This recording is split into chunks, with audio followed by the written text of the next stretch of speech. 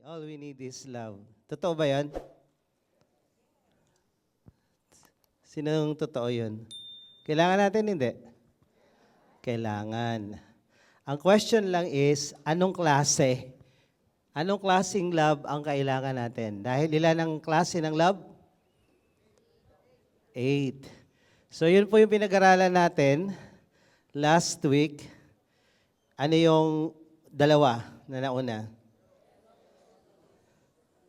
Okay, Eros tsaka Ludus.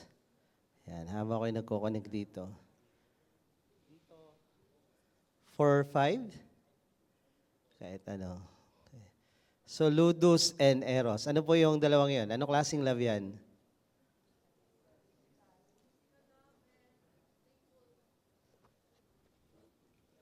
Okay, Eros is physical. Pag pogi, maganda, sexy, kalimutan na ang lahat. Okay? Pakasal na tayo o tayo na dahil pogi ka, dahil maganda, sexy, kayo na. Pero pag lumipas ang ilang taon, yung iba, 5 years pa lang. Yung Coca-Cola body, naging 1.5 na. So, paano na? Kung eros lang yung pagmamahal mo, pagdating ng mga panahon na yon, anong mangyayari?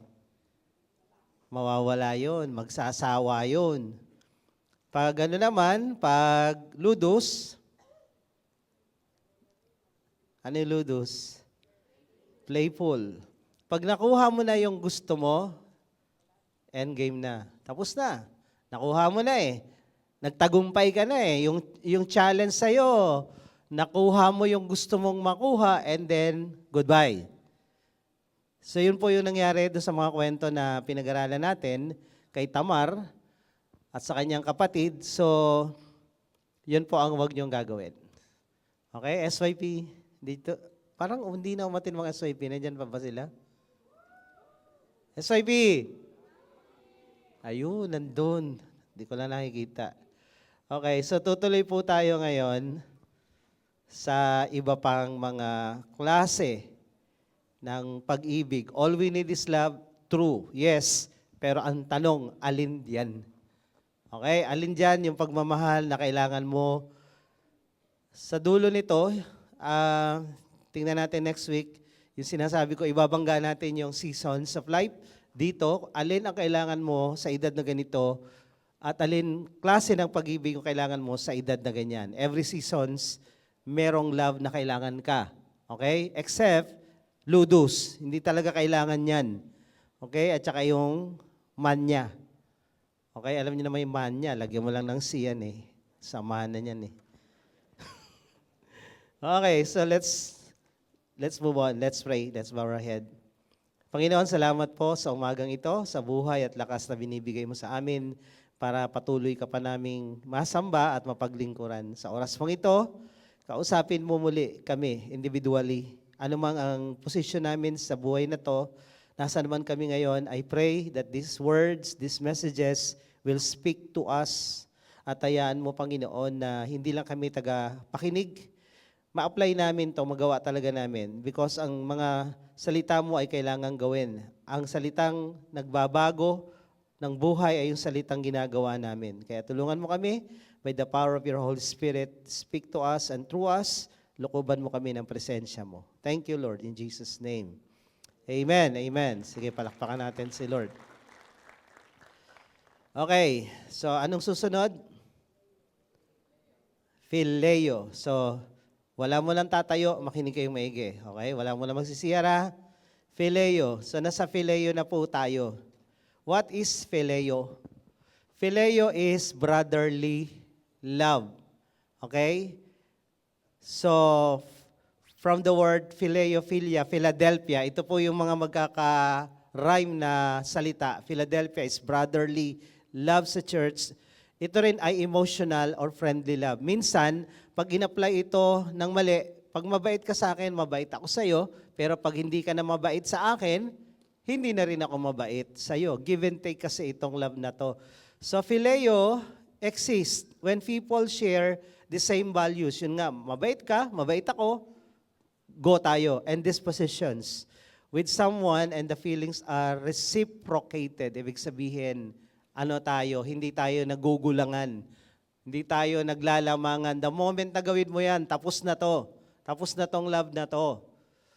And then, sabi ng Bible, 1 Thessalonians 4:9, now, concerning brotherly love, you have no need for anyone to write to you, for you yourselves have been taught by God to love one another. Sa Bible, ang klase ng love na paulit-ulit binabanggit, primarily is yung agape, pagmamahal ng Diyos sa tao. Pangalawa, yung phileo, pagmamahal ng magkakapatid. Yung word na phileo is mahalin mo yung kapatid mo, babae o lalaki, lalaki-babae, babae sa babae, lalaki sa lalaki, physical na kapatid at spiritual na kapatid. Sa church, ang ginagamit na love lagi, pag binasa niyo yung New Testament, is phileo. Magmahalan kayo bilang magkakapatid sa Panginoon. Eh di lalo na kung magkakapatid sa laman. So parehas na ginagamit ito. Another word, yung word na Philemon, alam niyo yung Philemon sa Bible? Aklat yun. Alam niyo yung kwento, naituro ko to sa discipleship, yung kanyang servant na si Onesimus, nagnakaw, nakulong at naging Christian sa kulungan, pinauwi ni Pablo. So ang pangalan ng amo niya ay Philemon, ibig sabihin friendly. Kaya lang, yung hindi na reciprocate yung pagiging mabait niyang amo sa kanyang tauhan na si Onesimus. Ninakawan siya kahit mabait siya. Anong tawag doon pag pinagkatiwalaan ka? Qualified theft. Yun ang ginawa, kulong. And then, nakalaya, Christian na nung nakalaya, pag-uwi niya, sabi ni Pablo, tanggapin mo na, di ba, Phileo? Philemon ang pangalan mo. So, merong ganong kwento dito. Now, etong word na brotherly love, ayaw ng diablo. Ayaw na ayaw ng demonyo yung magkakapatid nagmamahalan. Usong-uso sa lipunan natin, lalo sa Pilipinas, na yung magkakapatid, minsan babae sa babae, nagpapaligsahan magkapatid mas maganda buhok ko sa'yo. Okay? Mas matangkad ako sa'yo. Mas maganda ako sa'yo. Lalaki ganun din. Hindi maiwasan sa pamilya yung mga ganun. Dahil ang gusto ng demonyo, ang magkakapatid mag-away-away. Sabi mo sa katabi mo, gusto ng diablo, magkakapatid nag-aaway-away. Kaya karamihan ng pamilyang Pilipino, may pag-aaway sa magkakapatid. May pag-iinggitan sa magkakapatid. May kompetensya, may comparison. Tapos ang pagbibintangan, paborito mo kasi. Sa iba naman, may totoo yun. So let's give an example sa Genesis. Kalilikha pa lang ng Diyos sa tao, si Adan, si Eva, yung kauna-unahang tao, and then nagkaroon sila ng 2 anak. Sino po yun? Sino po anak ni Adan at ni Eva? So, si Cain at si Abel, o si Abel at Cain, para pwede namang unahin yung isa, no? Letter A kasi. A, C. So, Abel and Cain. So, itong magkapatid na to, dadalawa na nga lang sila sa ibabaw ng daigdig. Dadalawa na nga lang kayong magkapatid, di pa kayong magkasunduan. Sabi sa katabi mo, dadalawa na nga lang kayo eh. Ang kulit niya talaga no? Dadalawa na nga lang kayo, di pa kayo magkasundo. Ang pinag-awayan pa, offering. Nag-offer si Cain ng gulay, ng mga vegetable and fruits. Akala niya si Lord mahilig sa salad. Ang inoffer naman nung kapatid na si Abel ay hayop. Kinatay yung hayop.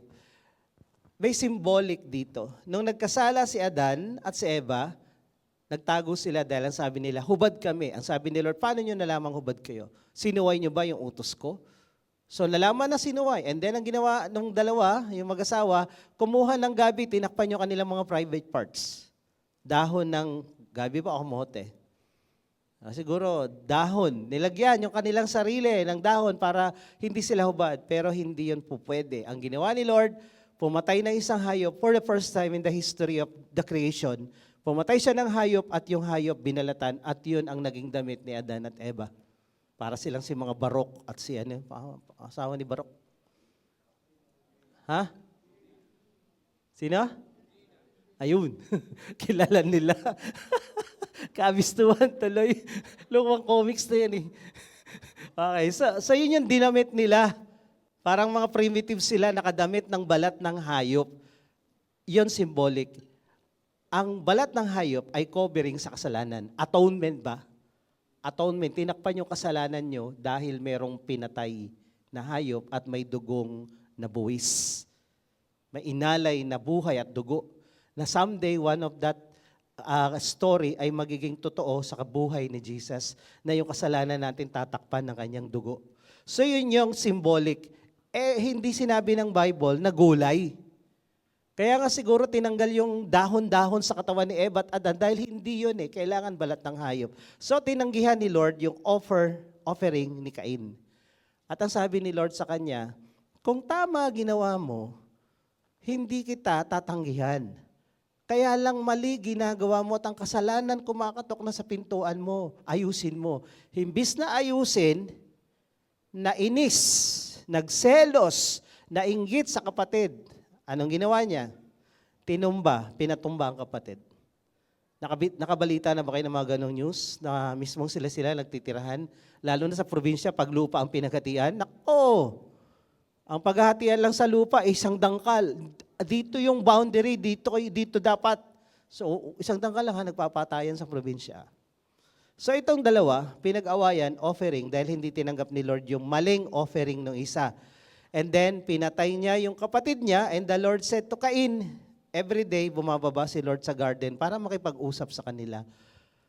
And then, napalayas sila doon sa garden. Pero still, si Lord nandun pa rin. Kahit pinalayas na sila sa garden, so ang nangyari ngayon, nung pinatay na itong si Abel, hinahanap ni Lord, pero alam niya kung nasan Tinatanong niya lang, hinuhuli niya lang itong si Cain na umamin ka na. Alam niyo si Lord ganun Alam niyo yung kalokohan mo, pero inihintay niya, aminin mo.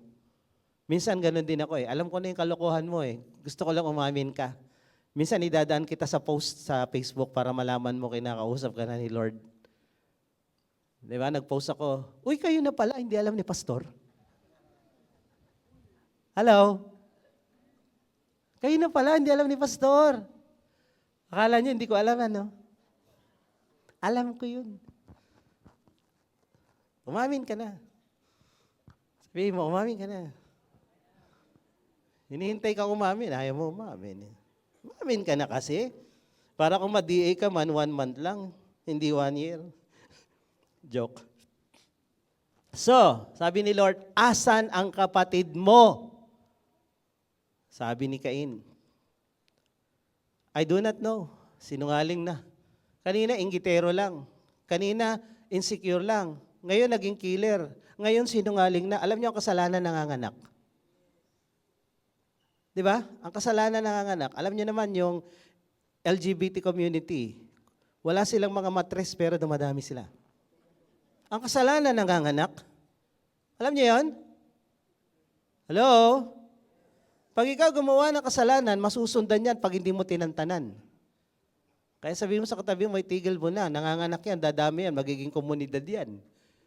Magulat ka, isang bansa na yung buhay mo na punong-puno ng kasalanan. So nanganak, pumatay, nagsinungaling, hindi ko alam. Kapapatay mo lang, hindi mo alam. Sabi ni Lord, naririnig ko yung dugo ng kapatid mo, sumisigaw. At ang sabi niya, am I my brother's keeper? Tagapag-ingat ba ako ng kapatid ko? Kailangan ko bang mabantayan siya, malaman?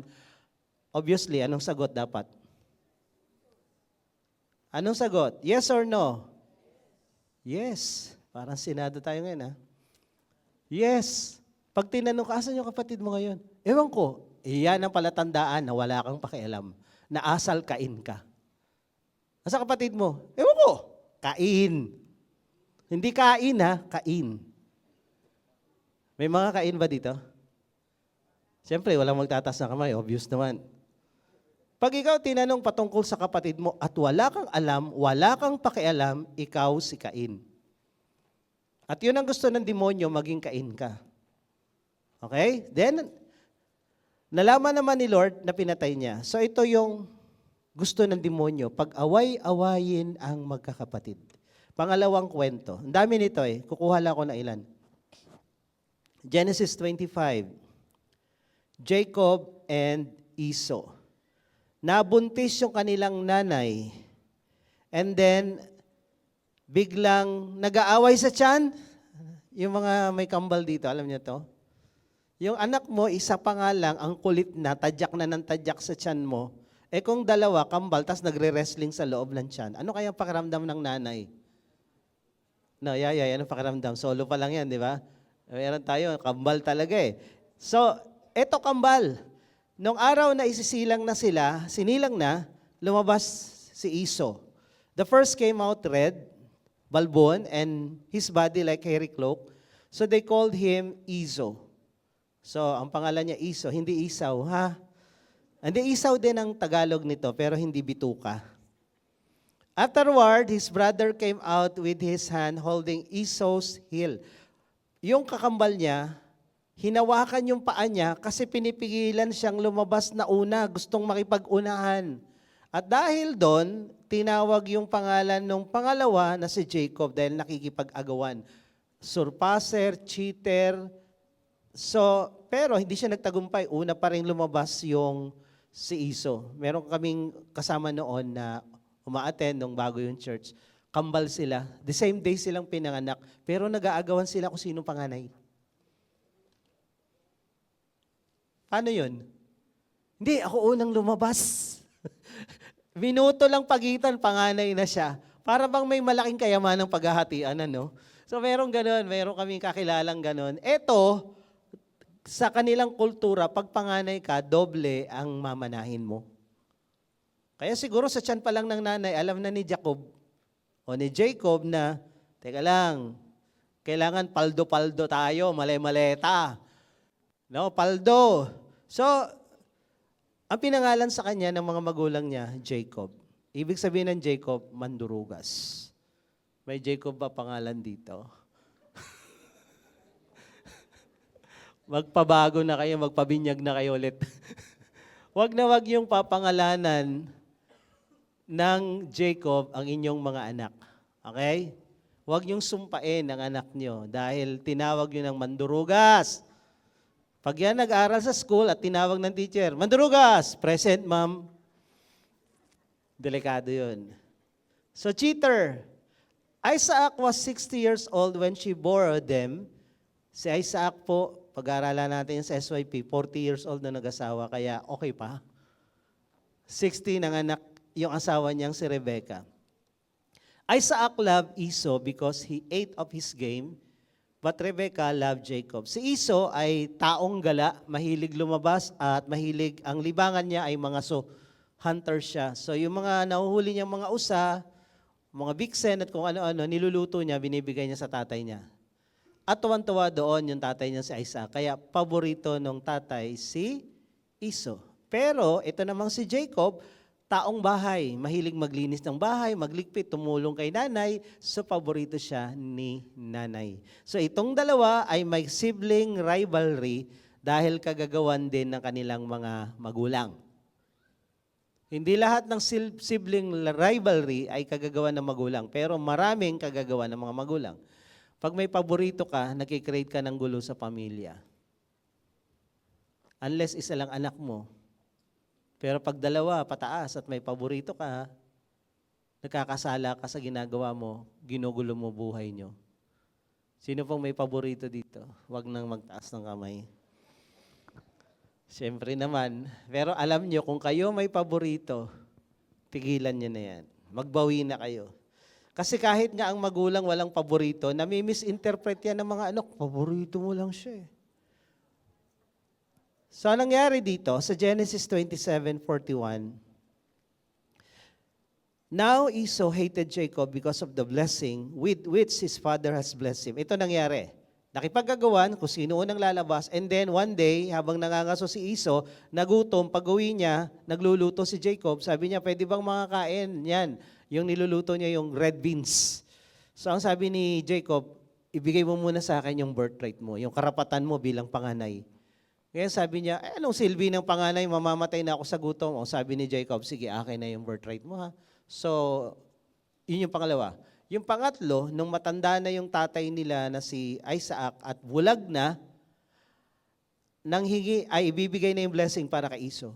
Ang ginawa ng nanay, sabi niya kay Isaac, maglagay ka ng balahibo ng kambing sa braso mo at magpanggap kang kuya mo, si Iso ka, para yung blessing makuha mo. So niloko nila yung tatay niya, yung asawa nung nanay niya, niloko nila at ang sabi nung sila'y nag-uusap na, sabi nung tatay, ikaw nga si Iso, ang baho mo, balbon ka amoy lupa ka Pero ang boses mo, boses ni Jacob. Hindi ako si Iso nagsinungaling. Itong si Jacob, hindi lang siya mandaraya, sinungaling pa, kasama ng nanay niya. And then, nakuha niya yung blessing bago mamatay si Isaac. Lalong nagalit si Iso. Kaya dito, sabi ni Iso, papatayin kita pag wala na tatay natin. So yung mga magkakapatid, minsan hindi nagpapatayan literal, pero sa salita. Amen? Tahimik nyo. May mga kapatid, banatan sa likod, banatan dito. Sisiraan yung kapatid dahil naiinggit kung ano-ano. Maraming kadahilanan bakit ang mga magkakapatid ay nag-aaway-away. So gusto niyang patayin, I will kill my brother Jacob. And then ang ginawa ng tatay, pinaalis si Jacob, pinapunta doon sa pinanggalingan nilang bansa sa Syria. At ang sabi ng tatay, doon ka muna magpalamig. Magpalamig ka muna, totodasin ka dito. Di ba, pag may mga kriminal at hinahanap ng polis, palamig ka muna doon sa probinsya. Ganon ang ginawa. Pero hindi siya nagpalamig, doon na siya tumira, 7 taon, hanggang tumagal, doon na siya nakapangasawa, at ang kwento, niloko din siya ng kanyang biyanan. Kung ano tinanim mo, aanihin mo. So, pag uwi, wala na siyang choice between the devil and the deep blue sea. Umalis siya, papatayin siya. Itong biyanan niya at yung mga bayaw, galit na sa kanya dahil yung pagpapala nagsisimula ng umapaw sa kanya. So umalis siya doon sa Syrian na biyanan niya at babalik siya doon sa promised land kung saan nakatira yung kapatid niya na papatayin siya. So wala siyang choice, kailangan niya umuwi. At nung umuwi na siya, sabi rito, nagtagpo yung dalawang magkapatid. At itong kagandahan sa Bible story, maraming Bible story, kadalasan happy ang ending. Mahilig kayong manood ng Korean, di ba? Mga K-pops. Napanood niyo yung Jumong? Happy ending?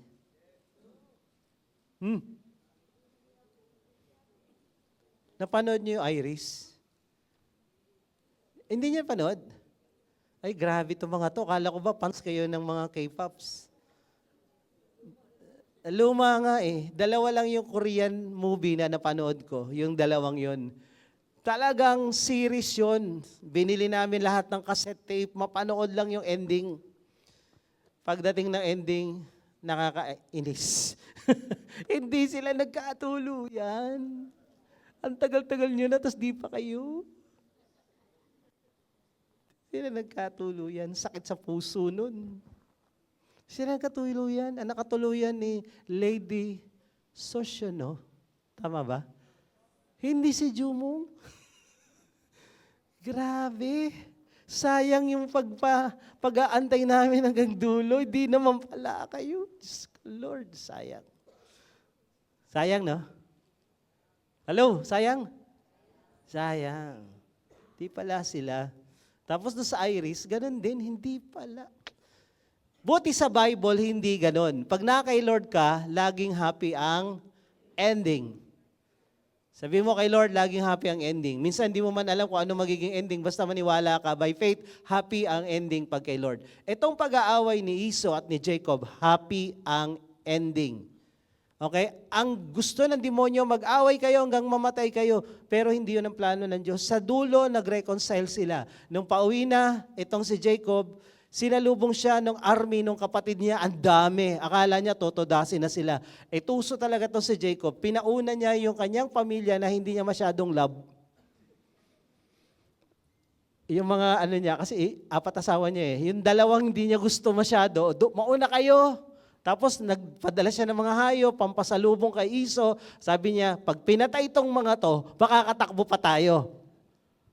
Yung paborito niyang asawa, nandun sa likod. So yun yung utak niya. Nung dumating yung mga army, 400 plus, Hindi sila pinatay. Nagulat si Jacob. Tapos lumagpas, papunta doon sa pangalawang grupo, yung grupo niya, tsaka yung mahal niyang asawa. Lalo siya natakot, mukhang tayo talaga target ng kapatid ko. Ay buti na lang, pagdating doon, ito yung nangyari. Sabi ni Iso, ano yung mga pinadala mong hayop? Ano yun? Peace offering. Gusto ko magkasundo na tayo kasi gusto ko na umuwi. Ito sabi ni Iso, I have enough, my brother. Keep what you have for yourself. Madami na akong blessing, huwag ka nang mag-alala, wag mo nang intindihin yung sigalot natin, yung away natin noon. And then sabi dito, hindi, sabi ni Jacob, kasi baka niloloko lang siya kasi maluloko nga siya. Alam niyo yung mga maluloko, kala niya lagi siyang niloloko ng iba. Alam niyo yun? Ang magnanakaw, galit sa kapwa magnanakaw. Mandurugas to eh. So wala siya, lagi siyang duda. Lagi siya baka lolokohin tayo. Kaya sabi niya, kunin mo na, para hindi na siya umatake dahil magkakahiyaan. So ang sabi niya, sige na, tanggapin mo na. If you have found favor in my sight, then accept my offering, my present from my hand. For I have seen your face, which is like seeing the face of God, and you have accepted me. Nakauwi ako dito, parang nakita ko ng mukha ng Diyos, kasi previous night, nag-wrestling sila ni God sa Peniel. So ang sabi ni Jacob, parang nakita ko na rin ang Diyos, ang pabor ng Diyos dahil tinanggap mo ko, hindi mo ko pinatay, nakauwi ako sa bahay natin. So sa dulo, si Esau at si Jacob nagkaroon ng reconciliation. Sabihin mo sa tabi mo, sana all. Sana all. Sa lahat ng mga magkakapatid na nag-aaway-away at nag-iinggitan, sana all magka-reconcile na kayo. Okay? At sa palagay ko, ang mag-i-initiate ng reconciliation, yung nandito ngayon. Kasi wala yung kapatid mo dito, di ba? Kung ikaw nakikinig ngayon at alam mo to, God is speaking to you, do the first move. First step. Another story. Dito, ang nang-api sa sitwasyon si Jacob ang nanloko. Niloko niya yung kapatid niya, pero pinatawad siya ng kapatid niyang si Esau at nagkaroon ng reconciliation. Ending, happy ending. Another story. Joseph and his brothers. Alam niyo yung kwenta nito? Sabi ng tatay niyang si Jacob may anak na. 12. Si Jacob kanina, yung paborito ng nanay, na umuwi dahil yung kapatid niya, kalaban niya, kinakabahan, na-reconcile sila magkapatid. Ngayon si Jacob naman, tatay na. Alam niyo yung kantang anak? Nung anak ka, hindi mo maintindihan, pero ngayon tatay ka na. So ngayon, tatay na si Jacob. May 12 anak. Yung namana niyang favoritism sa nanay niya, bit-bit. Namamana po ang attitude at ugali, lalo ang DNA, lalo in the Old Testament na wala pang Jesus na namatay para putulin yung generational curses na yan. Wala, bit-bit talaga. Si Isaac, nagsinungaling, hindi ko asawa yan. Si Abraham, ginaya ni Isaac. So, mana. Si David, ginaya nung anak na si Solomon. Ano pa kung tawag nito? Ni-level up pa. So, ganun din itong si Jacob. Yung minanang favoritism sa nanay, bit-bit ngayon. So, pag siya'y bibili ng pizza, sa 12 anak, hati-hati yung 11, pero yung isa, buo. Yun, kilala mo, alam na alam mo, may paborito yan. Pero yung accuse mo, yung magulang mo na hati-hati naman kayo, kami, yung 2 anak naming lalaki, pag binilihan yung isa, dapat meron yung isa. Hindi pwedeng wala. Hindi pwedeng wala. Kasi ayaw namin ma-accuse na may paborito. Kaya lang problema, bakit yung t-shirt niya mas maganda kaysa mas... Kaya minsan parehas kulay, parehas design. Kaya lang nagkakapalit, away ulit. Ang gulo no? So, lahat, mula ng bata, kung meron yung isa, meron din yung isa. Dapat ganon. Eto, si Jacob, dahil yung love of his life, love of my life na asawa niya, baog at nanganak ng miraculously nung matanda na siya. Sabi dito, now Israel loved Joseph more than any other of his sons because he was the son of his old age. And he made him a robe of many colors. Yung robe na many colors, para lang yun sa leadership, para lang yun sa paborito o may authority. Bunso si Joseph sa magkakapatid. Tapos siya ang may authority sa lahat. So yung robe na yon is prophetic, pero paborito niya kasi. Nasubukan niyo na yan? Ito, para sa paborito kong anak, ha? Huwag niyong gagalawin. Ha?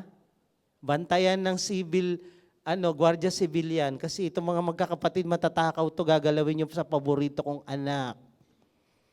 Pag meron kayong ganyang attitude, nagkikreate kayo ng gulo, mga magulang. Pag binilihan niyo isa, bilihan niyo lahat. Kaya huwag kayo mag-aanak ng marami. Mahirap paghati-hatiin yung pera niyo. Kung hindi niyo kaya, huwag na kayo bumili. So ito, si Joseph lang may robe na colorful. But when his brothers saw that their father loved him more than all his brothers, they hated him and could not speak peacefully to him. Galit na galit yung Hindi, may isa pa eh. May sumunod pa eh, naghimala pa uli si Lord, nagkaroon ng kapatid si Joseph. Yung 10, galit na galit kay Joseph. Nagkaroon pa na isa, hindi na siya ang bunso. Yung kapatid ni Joseph na isa. So galit yung 10 kay Joseph, tuwing kakausapin siya, sigawan, diyan ka na susumbungan na naman. Sip-sip ka talaga sa tatay mo. Sip-sip ka talaga, ikaw talaga paborito ni tatay. Ganyan, blah, blah, blah. So, wala nang harmony since that day. And then, nanaginip pa si Joseph, sabi niya, nanaginip ako, yung mga ani niyo lumuluhod sa ani ko, ay lalo silang nagalit. Ay nanaginip pa uli, ang araw at buwan ay lumuhod sa akin at lahat ng mga bituin, 10 bituin. Ha, ganun? Lalo na, ayun na. Binenta siya, muntik na siyang patayin ng mga kapatid niya. Genesis 45:45, noong dumating na yung tagutom, at yung mga kapatid niya ay pumunta sa Egypt, hindi nila alam na si Joseph na pala ang Prime Minister of Egypt, na-promote siya. Nung nagka-encounter na sila at nagpakilala si Joseph, ako si Joseph. Dahil iba na itsura niya mukha na siyang Egyptian Joseph said to his brothers, "Come near to me, please." And they came near and said, "I am your brother, Joseph, whom you sold into Egypt. And now, do not be distressed or angry with yourself because you sold me here, for God sent me before you to preserve life." Hindi kayo ang may kagagawa nito. Nag-mature si Joseph. Nung siya ay nasa piling ng tatay niyang si Jacob, sumbongero siya. Medyo walang alam na trabaho sa buhay. Alam niyo, pag may plano ang Diyos sa'yo at wala kang alam sa buhay, itatapon ka ni Lord sa mahirap na sitwasyon para ka matuto. Hindi mo magagawa yung leadership position, yung destiny mo, yung calling ni Lord, kung easy, petiks buhay ka lang. Kung nakaasa ka sa nanay at tatay mo, hindi mo matutupad. So sinadya ni Lord na paalisin siya doon sa poder ng mga magulang niya at maghirap sa Ehipto para yung calling niya matupad. At habang siya'y nasa Ehipto, sa palagay nyo, nung siya'y binabiyahe na papunta sa Egypt, nung binenta siya, anong nararamdaman ni Joseph? Masaya siya. Yes, binenta ako ng mga kapatid ko. Mawawala na ako, wala nang sigawan sa bahay namin. Ganon?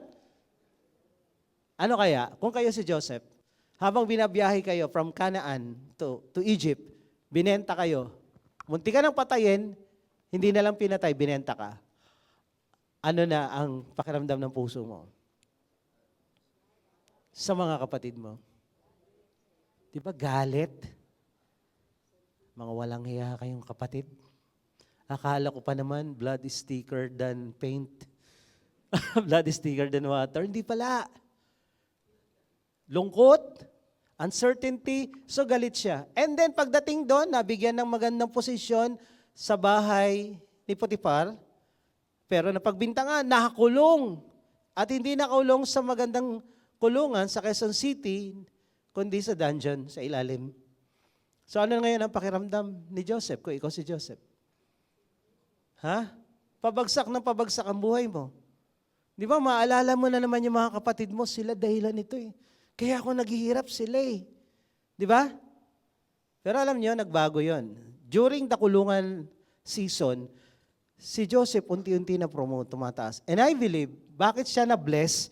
Siguro yung realization niya sa sarili niya at kinakausap siya ni Lord na hindi ikaw, hindi sila ang dahilan bakit ka nandito.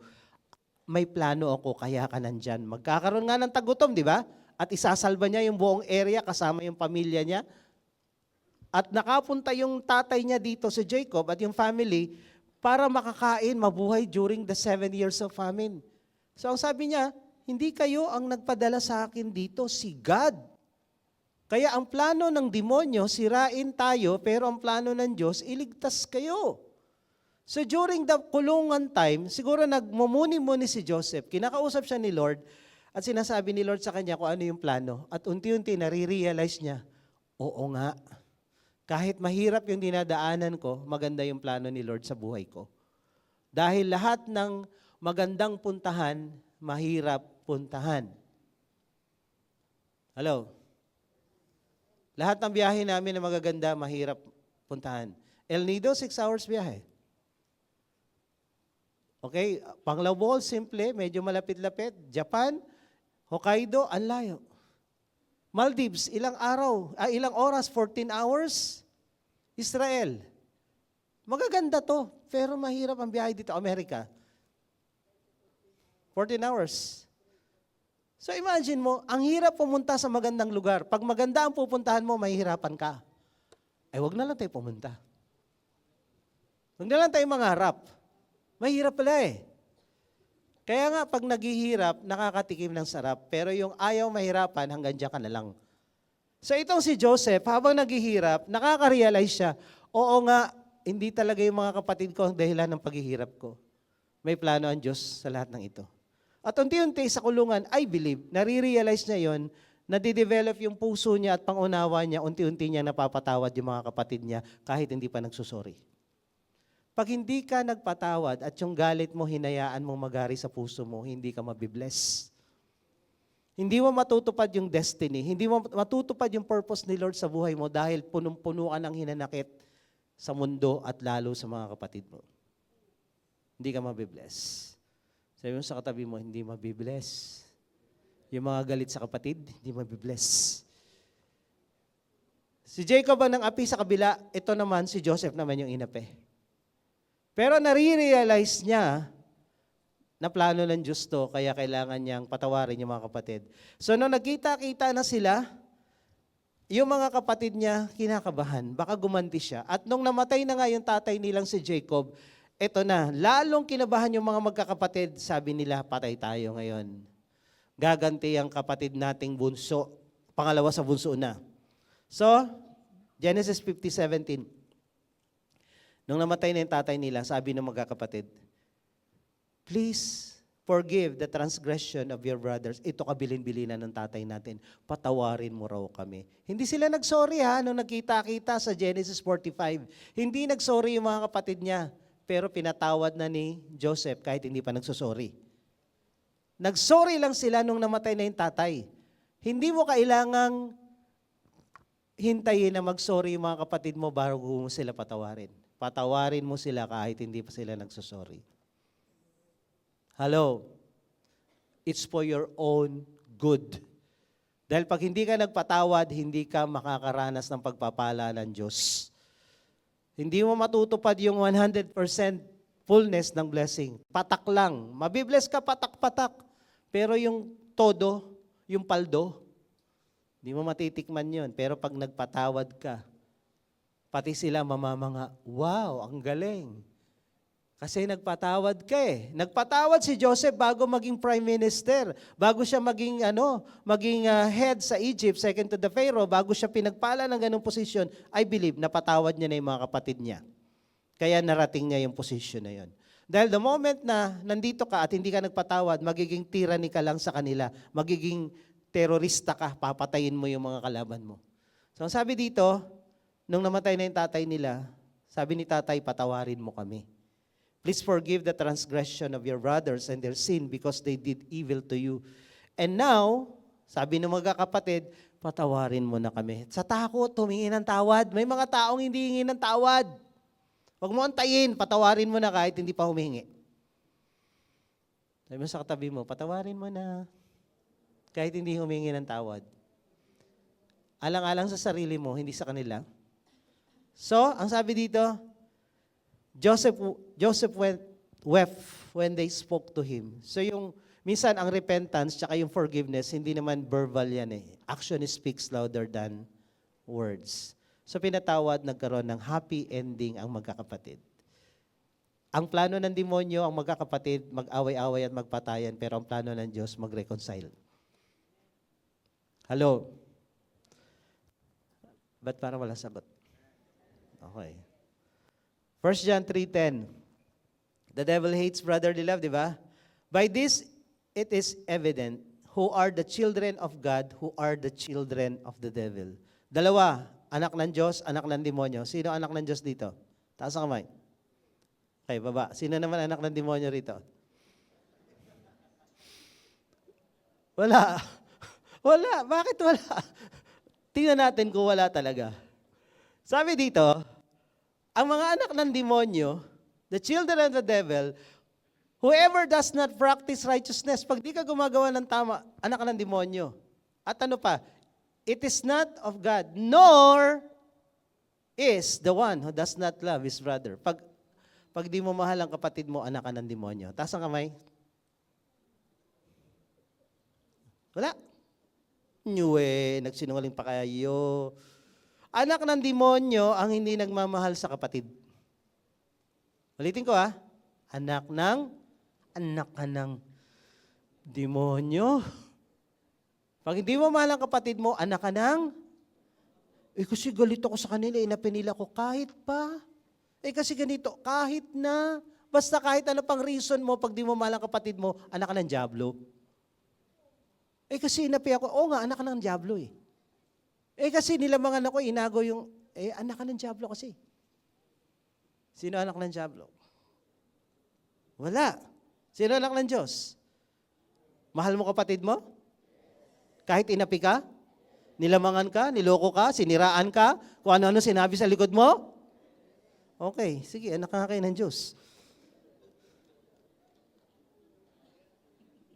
Everyone who hates his brother is a murderer. At sabi ng John 8:47, di ba? Ang anak ng Diyos, nakikinig na salita ng Diyos. Pero yung 44:45, ang tatay niyo, diablo, mamamatay, tao at sinungaling.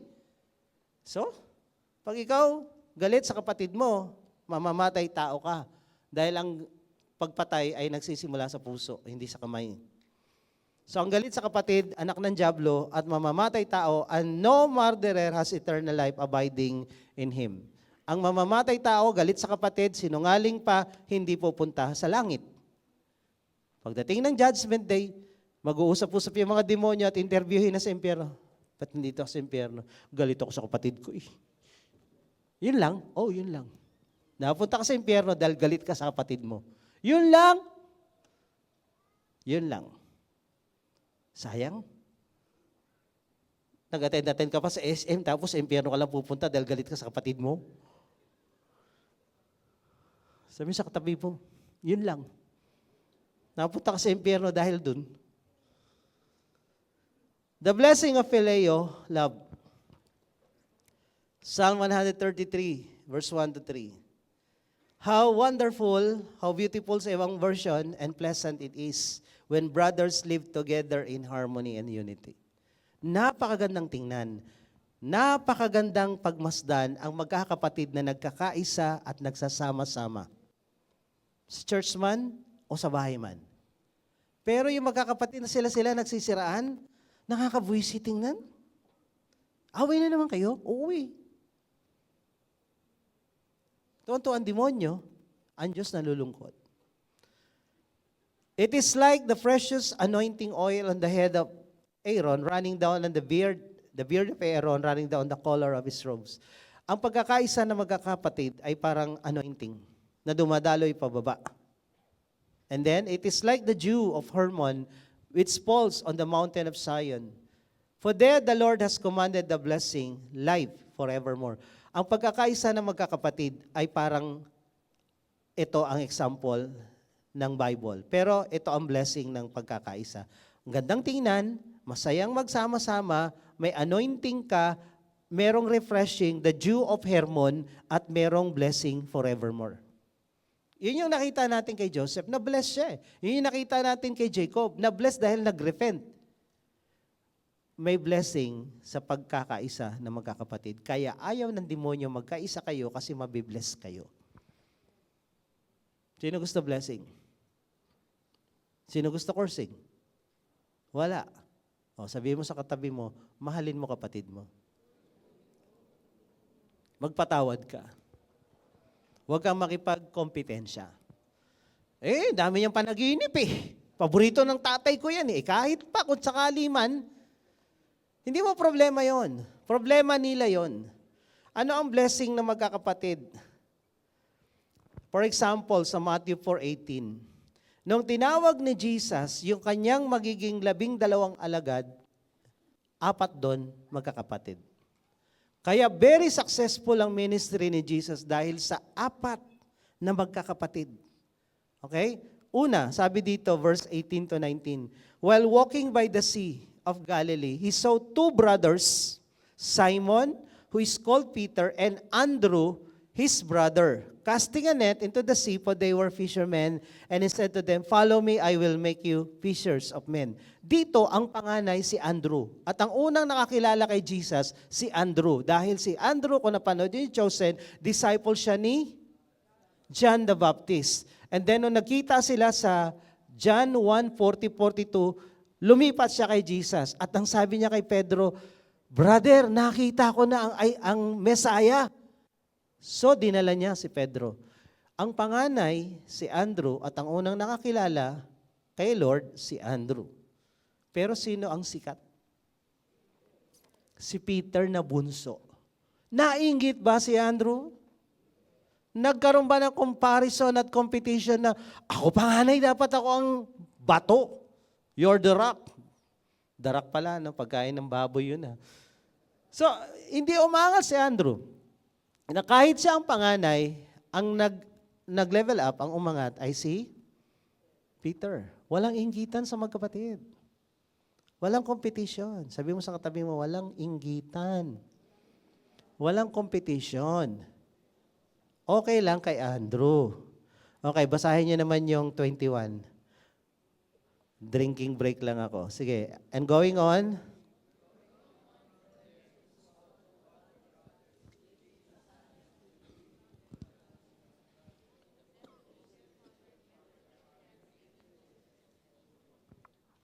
James and John, magkapatid din.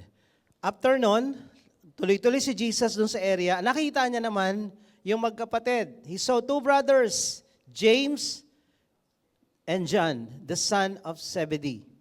His brother in the boat with their father. Sino ang panganay dito sa dalawa? Si James. Sa 12 disciples, si John ang pinakabata. Batang-bata si John. Siya ang pinakabunso sa lahat ng disciples. So sa magkapatid, si John din ang pinakabunso. Si James ang panganay. Ngayon, ang tanong, sinong sumikat sa dalawa? Yung panganay o yung bunso? Yung bunso, si John. May competition ba? May inggitan ba? Bakit ikaw? Ako panganay eh. Bakit siya? Ako una eh. Walang ganun. Kaya tagumpay ang grupo, ang team ni Jesus dahil pag nagsama ang magkakapatid with harmony, may blessing at may tagumpay. Ayaw ng demonyo yon. Sabi mo sa katabi mo, ayaw ng demonyo yon. Kaya pag may magkakapatid na nag-aaway-away, ang demonyo ang nasusunod. Hindi si Lord. Sabi mo, demonyo. Hindi ikaw ang demonyo, yung nasusunod. Kaya pag nagsama ang magkakapatid, success. Pag nagtulungan ang magkakapatid, tagumpay. Pag nagpatawaran ang magkakapatid at nagkaisa, blessing will come. Ang unang magpatawad, unang mabibless. Sino gustong maunang mabless? Taas ang kamay. Go, go, go. Go for it. Okay? Hindi na naman tayo matatapos. Parang 2 buwan ko ito tuturo ah. Okay, number 4. Pragma. Nanay na palaka. Pragmatic, practical love. Ano ang practical love? The practical love between a married couple which develops over a long period of time. Medyo matagalan. True commitment that comes from understanding, compromise, and tolerance. Merong compromise, merong pagtsatsaga. It grows over time and requires profound understanding between lovers who have been together for many years. So pragmatic. Pag sinabing pragmatic, practical. Okay? Kung ikaw, for example, merong napanood tayo sa Facebook o sa TV, yung babae, kasalang bayan, batang-bata yung babae, siguro mga 20 plus. Tapos yun ang pangasawa niya, talagang hindi lang mukhang tatay niya, mukhang lolo niya. Napanood niyo yun? Kita sa Facebook, tapos kamukha pa siya ni Papay na tumanda. Sobra naman. Hindi, talaga. Ayun, in-interview sa Jessica Soho, alam niyo yung background.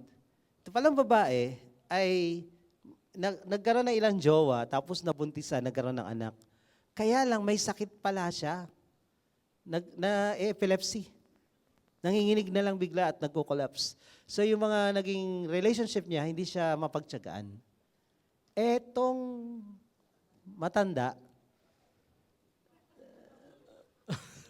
si Papay? Tinanggap siya na gano'n, nagtanggapan sila, tapos pumayag naman yung nanay dahil yung nanay nag-aalala, paano kung wala na ako, sino mag-aalaga sa'yo?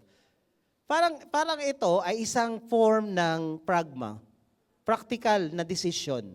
Okay? Practical na decision na kailangang gawin dahil merong benepisyo sa kanilang dalawa. No? Dito sa Bible may ganun eh. Ang kwento ni Ruth. Si Ruth ay byuda, okay, na namatay yung kanyang asawa doon sa land of Moab. And then, yung kanyang biyanan na si Naomi, bumalik sa Israel, sa Bethlehem. Ang sabi ng biyanan, diyan ka na lang, dahil nandiyan yung mga kababayan mo, yung pamilya mo. Sabi niya, hindi, sasama ko sa iyo. Your God will be my God. Where you go, I will go. Where you stay, I'll stay. So yun na nga. And then sabi ni Naomi, wala na akong ipapapangasawa sa iyo kasi matanda na rin ako. Pero tumuloy pa rin. Pagdating doon sa Bethlehem, na kailangan nila mag-survive, namumulot lang siya ng mga tira-tira sa ani para may makain. And then, one day, napadpad siya doon sa plantation, sa anihan na pag-aari ni Boaz. At nung nalaman niya ni Naomi, sabi niya, teka lang, kamag-anak namin yan. Kung hindi kapatid ng asawa niya, pinsan. Okay? Sa Israel, may tinatawag na kinsman redeemer, na pwede kang tubusin ng pinakamalapit mong kamag-anak sa lahat ng pagkakautang mo, buhay ari-arian. Yun nangyari sa atin, tinubos tayo ng tao na si Jesus Christ. Diyos bumaba, nagkatawang tao, dahil ang pwedeng tumubos sa tao, tao lang. Kinsman Redeemer. So yun yung tawag doon.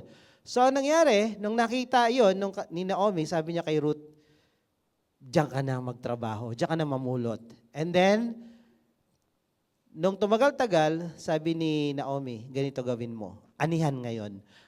Magiinom yan si Boaz, matutulog yan doon sa kanyang threshing floor. Pumunta ka mamayang gabi, maligo ka, magpabango ka, magpa-beauty ka, and then, kultura to hindi to seducing spirit matulog ka doon sa paanan. Kasi yung tsinelas, simbolo ng authority tsaka yung mga tungkod.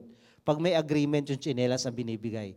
So, ang sabi dito, nung gabing yon, sabi niya, nagising itong si Boaz. Who are you? Sabi niya, she answered, I am Ruth, your servant. Spread your wings over your servant, for you are a redeemer, kinsman redeemer. And he said, may you be blessed, sabi ni Boaz. Pinagpala ka ng Diyos, my daughter. Ibig sabihin, ang layo ng pagitan. Estimate, si Ruth mga between 25 to 30. Si Boaz, 50 to 60. Layo, no? Tatay lolo ang pagitan nito. Di ba? So, sabi dito, my daughter, ibig sabihin talagang bata pa siya. Pinagpala ka ng Diyos dahil pwede ka naman maghanap ng bata-bata, mayaman man o mahirap, diyan sa kapaligiran natin. Okay? You have made this last kindness greater than the first. Kasi yung una, sumama siya sa kanyang biyanan kahit naghihirap sila. Hindi niya iniwan. So, if you have not gone after young men, whether poor or rich, hindi ka sumama sa mga bata. Ngayon, ang layo ng pagitan nila. Ito ay tinatawag na divinely guided pragma love. Ginaid talaga sila ni Lord sa ganitong relationship. Pagdating ng chapter 4, verse 13 to 17, ang sabi kasi ni Boaz kay Ruth, iriredeem kita pero meron pang mas malapit na kamag-anak sa'yo. Bigyan muna natin siya ng chance. Kung ayaw niya, iriredeem ko kayong magbiyanan. So ayaw nung pinakamalapit na kinsman redeemer. So Boaz took Ruth and she became his wife, and he went into her, and the Lord gave her conception, and she bore a son. The women of the neighborhood gave him a name, saying, a son had been born to Naomi. They named him Obed. He was the father of Jesse, the father of David, and David is the father of Jesus Christ. Sa lineage. So napaka-importante nitong pagsasamang ito dahil dito manggagaling ang tagapagligtas. Pero yung lalaki ay mga 50 to 60 at yung babae 25 to 30. Sa unang tingin, siguro ano yan, 3M. Ay hindi 3M, 4M. Yung 3M natin, vision yun eh. Yung 4M, ano yung 4M? Matandang, mayaman, madaling mamatay. Yung habang inakas, natanggap po, pagkatapos ng kasal, patay na, mayaman ka na. So 4M. So pragma, di ba? Pragma, practical. Pero pag hindi guided ni Lord yan, gulo yan. So kaya nga, madaling mag-judge. Marami ako nakikitang ganyan eh. Sabi ko, grabe to ah. Pero nung nakita ko to, okay nga, may Bible palang ganon. Recently, yung mga pastor, may pastor na namatay yung asawa, byudo. Tapos yung isa, tapos mag-aasawa siya ngayon. Ang mapapangasawa niya, 39. Siya, 69. Sabi ko, tinanong nung kasama kong pastor, yung head namin, ba't ka pa mag-aasawa? Tanda mo na. Nakikinig lang naman ako, sabi niya. Pag nag-evangelize, tagpapalo, tas mga babae yung pinupuntahan ko, baka maiba kwento. Tama nga naman, ano? Tama nga naman. Sa ikakasal na sila ngayon. Tama nga naman. Practical. Practical love, pragmatic. Sabi ng iba, ay pwede pala yan. Lastly, yun guided, divinely guided yon. Kaya dun galing si Jesus. Pero ito, misguided. Practical din to, tingnan nyo. Another practical love, pero misguided. Kanina guided. Huwag niyong gayahin ito, baka sabihin nyo, sabi ni pastor, hindi ko sabi yun, ha? Binibigyan ko lang kayo ng storya. Yung isa, tama ang nangyari. Pero ito, mali. Another practical story of love affair, King Solomon, 1 Kings 11. Si King Solomon nag-asawa ng iba't ibang mga babae galing sa iba't ibang lahi at bansa. Anak ni Pharaoh, taga-Moab, taga-Ammonite, Edomite, Sidonite, Hittite, from the nation concerning which the Lord said to the people of Israel, you shall not enter into marriage with them. Huwag kayong makikipag-asawa sa mga lahing yan, dahil sinumpa ng Diyos yan. For surely, they will turn away your heart after their gods. Pag nakipag-relationship kayo sa mga unbeliever na yan, ilalayo kayo sa akin, sabi ni Yahweh. Pero si Solomon, clung to this in love, he had 700 wives. Magastos to. Who were princesses and 300 concubines. So, ang asawa niya total, ilan? Huwag nyo rin gagayahin to. Huwag nyo gagayahin to. And his wives turned away his heart. Dahil sa kagagawa niyang ito, nilayo ng mga asawa niya yung puso niya kay Lord. Bakit siya nagpangasawa ng ganito karami at iba't ibang bansa? Peace treaty. Gusto niyang magkaroon ng kapayapaan sa teritoryo niya, lahat ng kapitbahay na bansa, walang gera. Sa panahon ni Solomon, walang gera. Bakit? Lahat ng kalabang bansa, inasawa niya yung mga anak ng hari. So, aawayin mo yung biyanan mo, aawayin mo yung anak mo, yung manugang mo. Nung lumang tipan, kahit sa mga movies, ganito ang kwento, para hindi tayo mag-away, sige, asawahin mo yung anak ko, magpakasal kayo. So, lahat, inasawa niya, peace. Kaya nga yung word na Solomon ay from the word shalom, peace and prosperity. Kaya nung panahon ni Solomon, ang yaman ng Israel, payapa ang kapaligiran dahil dito sa ginawa niya. Practical ba? Yes, practical. Ngayon, guided ba ni Lord? Maganda ba result? No. Si Boaz at si Ruth, guided ba ni Lord? Practical ba? Yes. Ito practical, yes, pero hindi guided ni Lord. Misguided. So, anong nangyari? Nag-backslide si Solomon. So, Solomon did what was evil in the sight of the Lord and did not wholly follow the Lord as David his father has done. Nag-backslide si Solomon at mababasa niyo yan sa Book of Ecclesiastes, yung kanyang salitang vanity, vanity, vanity, walang kwenta ang lahat. So practical. So hindi lahat ng practical, tama. Kaya huwag niyo sabihin, ay pwede pala yun. O pwede, 700 plus 300, sa impyerno ka pupunta. So, ang practical ay depende kung kalooban ni Lord yung gagawin mo. Ito, hindi kalooban ni Lord. Amen? So, anong gagawin nyo? tayo. Tayo na nga tayo. Baka saan tayo mapunta? Sige, palakpakan natin si Lord. To be continued ulit. Nakakailan na tayo? 4. Kalahati pa. Kalahati pa. So, be practical. Tama yan. Kunyari, ikaw professional. Mag-aasawa ka ng hindi professional. Practical? Hindi. And then, pag kinasal na kayo, aapi-apihin mo yung mister mo na hindi graduate dahil graduate ka. Practical ba yan? Hindi yan practical. So, ibabangga natin to. Kailan pwedeng maging practical? Kailan at hindi pwede? Kailan din hindi pwede? So, itong time na to, kay Solomon hindi pwede yung practical. Pero kay Ruth at kay Boaz, pwede. So, depende sa iyo yan. Kaya alamin natin kailan pwede at kailan hindi pwede. Okay? So meron po bang first timer ngayon lang naka-attend dito? Pwede pang itaas ang inyong kamay, wagayway. Ayan. So baba po kayo dito. Tapos na tayo. Closing prayer. Pagpe-pray ko lang po kayo. Kung may mga bit-bit kayo dyan, mga bags, bit-bitin nyo na rin. At kung may mga nag-invite, samahan nyo po. Kung wala, mga usher, i-guide nyo sila. Punta kayo dito, pagpe-pray ko kayo.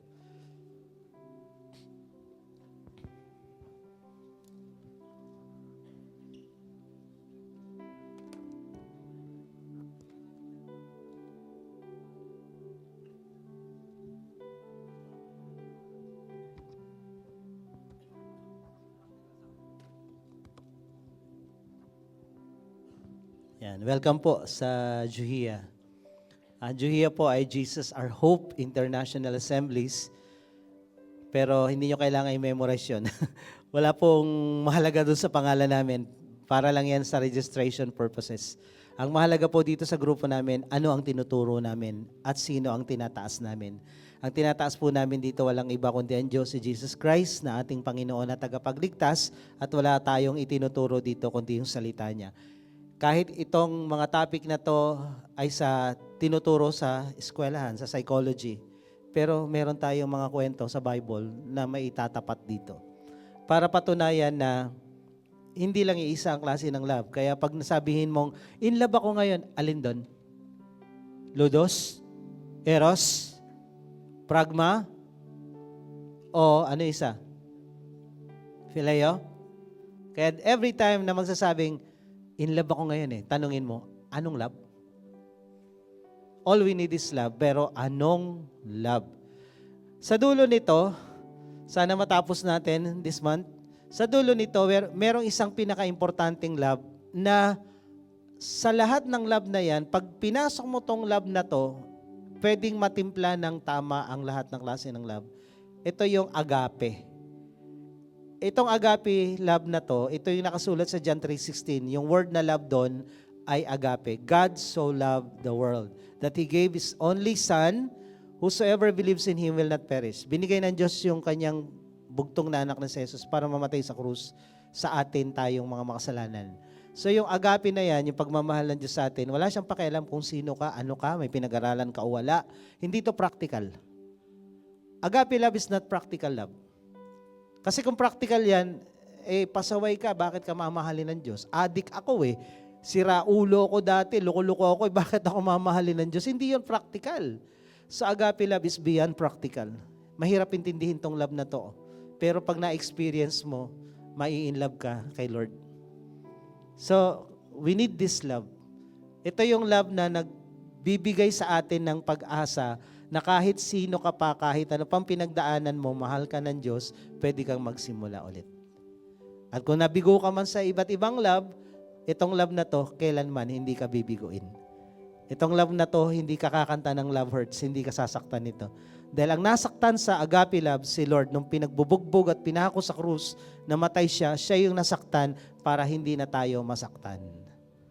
So gusto niyo bang tanggapin yung love na yan ni Jesus? Amen? Sige po, lahat tayo yumuko, lahat tayo pumikit. And as we bow our head and close our eyes, taas natin yung isang kamay natin kay Lord, simbolo na eto, tinatanggap ko yung pagmamahal mo, Panginoon.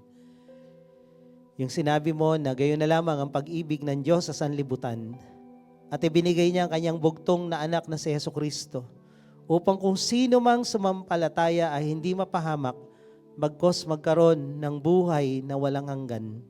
At ang sabi mo sa John 1:12, ang sino mang tumanggap sa binigay ng Diyos, bibigyan ng karapatang maging mga anak ng Diyos. Sa oras na ito, if you want to receive that kind of love from God, sumunod ka sa panalangin ito. Sabihin mo, Panginoong Jesus, sa oras pong ito, ako po'y lumalapit sa iyo, nagpapakumbaba, inaamin ko, ako isang makasalanan at wala akong magagawa para iligtas, para ayusin o baguhin man ang aking sarili. Ngunit Panginoon, ako po'y nananampalataya. Kaya ka namatay sa krus. Ay para tubusin ako. Patawarin at linisin sa lahat-lahat ng mga kasalanan ko. Sa oras pong ito, binubuksan ko sa iyo ang aking puso, ang aking buhay. Pinapapasok kita, tinatanggap kita bilang aking Diyos, aking Panginoon, at tagapagligtas ng aking buhay. Salamat po sa pagmamahal mo at sa pagpapatawad mo na tinatanggap ko sa oras na ito. Ito po ang aking dalangin sa pangalan ni Jesus. Amen. Ako na lang po magpipray. Pwede nyo na ibaba ang inyong mga kamay. Salamat, Lord, sa mga anak mo na lumapit dito sa harapan. Gayon na lamang ang pag-ibig mo sa kanila at binigay mo ang iyong nag-iisa at bugtong na anak. Itinodo mo yung regalo mo. Wala nang ihigit at wala nang papantay doon. At si Jesus ang katugunan sa lahat ng aming mga tanong. Si Jesus ang katugunan sa lahat ng aming problema. Si Jesus ang solusyon sa lahat ng ito. Kaya I pray, Lord, beginning today, itong mga lumapit sa harapan, pati yung mga nasa taas, makita namin ang katugunan, ang solusyon sa lahat ng aming sitwasyon at problema sa iyo, Panginoong Jesus. At hayaan mo, Lord, yung aming napakinggan kanina, makilala ka namin bilang totoong nagmamahal sa amin ng agape love. At kung kami man ay magsishare ng pag-ibig sa iba, Lord, itong pinag-aaralan namin, ma-apply po namin ng tama. Magawa namin yung kung ano yung gusto mo, hindi kung ano yung gusto namin. At sa buong linggo, hayaan mo maranasan namin ang kabutihan mo, pagpapala mo, breakthrough mo sa aming mga negosyo, trabaho, sa aming mga katawan. Let your fullness of blessing, of healing, provision, and miracles, Lord, maranasan ng bawat isa ngayong linggong ito. Salamat po. We give you praise. We give you all the glory and honor. In Jesus' name we pray. Amen. Amen. God bless you po.